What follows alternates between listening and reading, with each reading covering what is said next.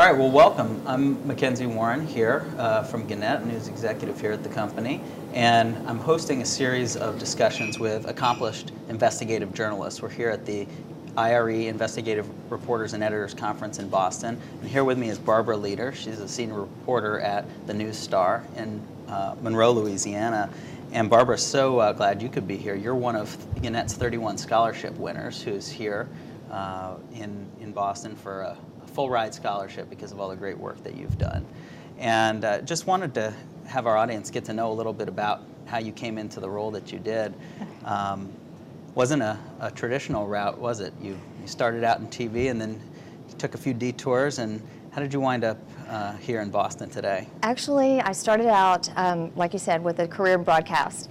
I did a lot of live news reporting, did weather at that point. They needed a weather anchor on the weekends, and it was rip and read then. You didn't have to be a meteorologist. So I did a little bit of weather, and then I got married, had kids, and decided to stay home with my children. And so I got to be a stay-home mother, PTO president, homeroom mom, did all the things that were really important to me. And then kind of managed to keep my foot in the door as far as journalism went. I did some freelance writing, ended up doing a little bit of public relations as my kids got involved in activities. They were involved in the theater and they needed somebody to do it, and I was in love with the theater and already doing it for free, so I decided to let them pay me for a little while. So I did that, did a freelance column for the News Star. I did on parenting and just my experiences with my kids. And I also wrote for a magazine, but through that, I got to know the editor, the managing editor at the News Star. And so he knew that I could write and also knew that I had a journalism background and had had kids in the school system. So he had an opening as an education reporter and asked me to consider applying. And so I did, and it's, I've been there for 6 years and have loved every minute of it. And it's helped me because being a parent with kids in the school system, I knew the questions to ask. I knew what was important to parents, and so I think that kind of helped me get the foot in the door with the school boards and ask the right questions for parents. I have no doubt. Well, I want to talk about a story that's going on right now in Ruston, where Louisiana Tech is, and this is a story that you're working on that's leading to changes in the law.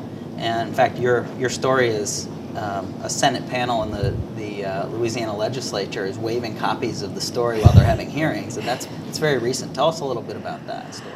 Boy, it was scary. It was exciting. It was gratifying to see my work change things. We started, the story goes back longer than even that, because I did a daily about 4 years ago, small little story on a tiny school in Ruston that was collaborating with the public school system. They were taking kids that were suspended, and they were working with those kids to make sure that they stayed up so that they could go back into school on task and on target. And they were operating out of a gymnasium. Well, fast forward about 4 years, and our state is going through education reform at this point. Our legislature just enacted it, kind of steamrolled through the legislature in this last session. And lots of things are happening. Part of that program are vouchers, which will allow kids in failing public schools to go to schools that are more successful. And so schools around the state, right, and in this case, a lot of them are religious schools. Very few private schools or public schools are participating in this. But this was a little religious school, and one of many schools around the state that were accepted to provide seats for students from failing schools. So was looking down the list of schools and the number of seats that they were going to provide, and most schools 9, 10 students, some of them 20, 25, and then I saw the number 315, and I went over on the spreadsheet, and there was the name of this tiny little school that I had done a story on 4 years ago. And I thought, wow, that's a lot of growth in 4 years. New Living Word in Ruston, and it was associated with a church there, minister who's also a principal, so made an appointment, went over, kind of saw what I expected to see. Same thing I saw 4 years ago. And I asked the minister, I said, where are you going to put these students? And he pointed to a vacant lot behind the school they were planning on developing this summer. So in other words, with the new state program, they could have 315 more kids there in the fall than they had last year. They had 50 kids there. Tuition had gone up significantly from $200 to like $8,500, which was $32 short of the state's maximum payment. So there were That lots was of much red of a flags. coincidence. Right, lots of red flags. And so I went back to the News Star, immediately called the State Department to find out if a site visit was in fact part of the approval process, and found out that it was not. So my little bitty daily took on a life of its own. So I wrote this story and came out in the paper the next day. People in the community were just outraged that it had happened, and they figured this was a sign of, right, we've got public money going to these small schools, to private schools essentially, some of them with religious affiliations, but generally private schools. So they thought that this was a sign of the whole system. So it alarmed people. Just so happened that our legislature was in session at the same time. And so our legislators were going to have a confirmation hearing for our new superintendent of education. He was to come before that panel the next day. And the legislators copied my article and passed around the copies of the article and questioned him on that school. Wow. As a sign of what could be wrong with this program. And so my heart beat the whole time, because I was watching this and praying that my story was 100% right, thrilled that they were using it, and seeing live on the internet, seeing my story make a difference. And the superintendent announced a new step in the program because of all of the, he said that it was there before. We're not quite sure. The senators believe that it developed as a result of the story.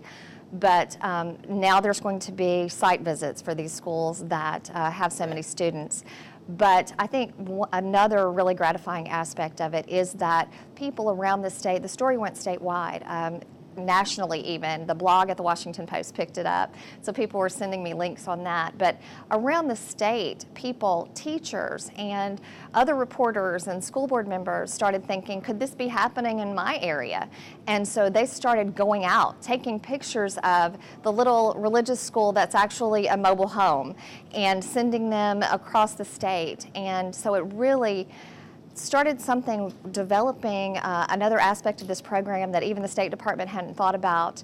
The senators were using the story. It's just amazing to watch and to see it affect change. So this viral aspect means that beyond even the school in Ruston, presumably others have been found out, and more good will be done by this. That's great. And I really was interested in the idea that this all grew out of just a daily enterprise story that you were working on. So that's a cue to those reporters and editors, I think, watching this right now, about how many great stories there might be buried behind what looks like just a daily. It's very rarely just a daily, whether it is an opportunity to develop into a bigger story or to just file that away in your mind, because 4 years down the road it could become a huge statewide story. Now, one thing I'm getting the sense of is that you don't give up. And as we were talking before this, I remember you using a term or a phrase about dogged pursuit. What is that? Just don't give up. I mean, it's like, everything is like, it's like a puzzle. It's like a challenge. When there's a wall put up in front of me, I figure out a way around the ends of it, because there is a way. It may not be the most obvious way, but it may be networking, it may be calling somebody, maybe emailing and saying, hey, I'm looking for some help with contracts.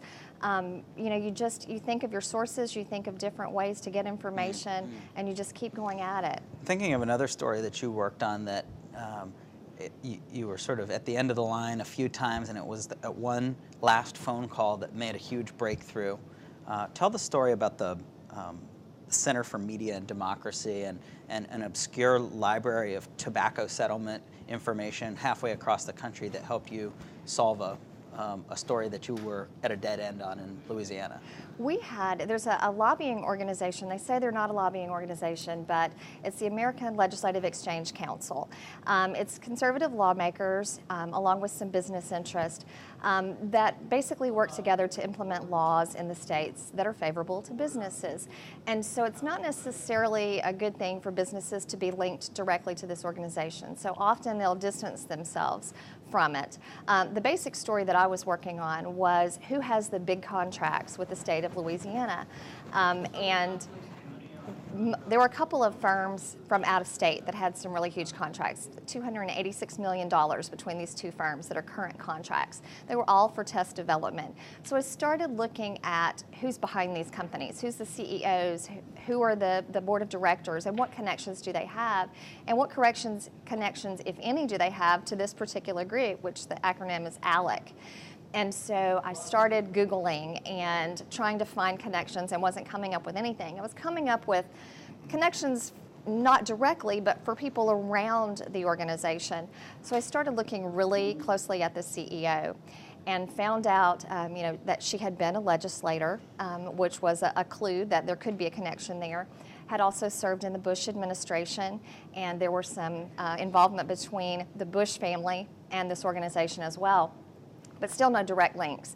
We were getting ready to roll with the story, and we're just not confident enough that we had anything direct. And so we were about to have to put the story aside, and I couldn't stand it. I had spent so long researching the story and coming up with it, and I knew that it was there. I absolutely knew it was there, but I had to have it in print.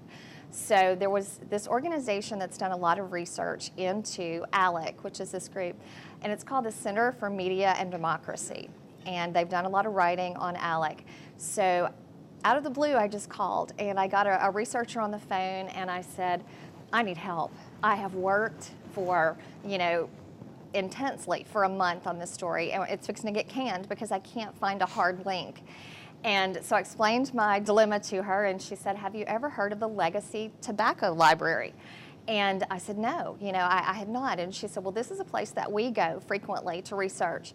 And what it is the tobacco companies had a settlement, and part of their settlement that they had to release all of their documents. So it's a library of about 5 million documents, a lot of them from the 80s and 90s. So they're now public records. Right, they're now public records. So I searched their library and came up with a direct link between the head of this company and this organization that I was trying to link. So it was like, aha, it was finally there. Emailed my editor. I was so excited. So you nailed the story, and if it hadn't been for that one last phone call and that one little bit of help that took you in a whole totally other direction, that story maybe never happens. Exactly.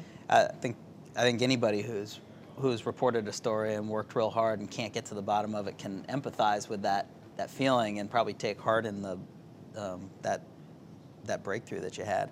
Well, let's talk about working a source. Now, this is something that as an investigative reporter has to be a great skill of yours. So how do you work your sources so that these breakthroughs come months or years later after you first talk to them? Well, I guess before you work a source, you develop a source. And it's all about relationships. It's about being open, getting to know people, cultivating those relationships, just being approachable. To be there to do lots of good stories so that when you have to come for that bad story, they're a little more forthcoming with information. And because you've built up that relationship, hopefully there's a trust between you and your source. And they will be honest and straightforward because they expect you to be honest and straightforward. They trust you to be good to them. In developing relationships, a lot of times you become, really close with people. And I always joke and tell them that, even if I found out my own mother was committing a crime, she'd be on the front page of the paper. Wow. Because, it has to be there because you can't back off. In those relationships, there may be something that comes on down the line and you have to be just as fair, treat them the same way that you would anyone else. But because you've built that relationship, they may give you a phone call that, opens the door for a huge story for you. Over the time that I've known you, we've never had a conversation where the word credibility didn't come out of your mouth. It's everything. It really is. It links back to that point you were making where your heart was thumping because you wanted to make sure that 100% of your story was right. And just seems to me 100% right and credibility can't be separated, can they? Absolutely not, because especially when you're breaking these big stories. I did a story several years ago about our superintendent for our local school board who was having problems with credit cards. He was overusing the credit card. The district had no policy against it, so he wasn't violating a policy.